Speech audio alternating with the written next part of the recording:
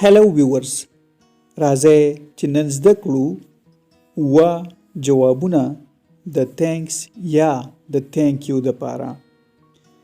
تاسو چا سره هیلپ وکړئ یا چاله څه کار وکړئ نو هغه تاسو ته څه وایي په جواب کې؟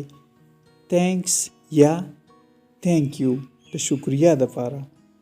راځئ چې د دې جوابونه زده کړو په دې ویډیو کې او ویډیو کمپلیټ وګورئ.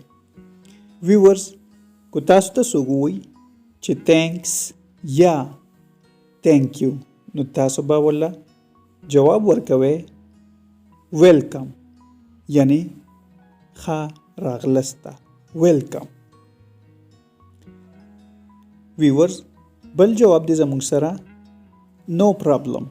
کو تھینکس یا تھینک یو درته ووایي نو جواب به ورکوئ نو پرابلم، هیڅ مسله نه ده، هیڅ ستونزه نه ده. بل جواب دی تھینکس یا د تھینک یو دپاره اټس اوکے. اټس اوکے، دا سمه ده، صحیح ده.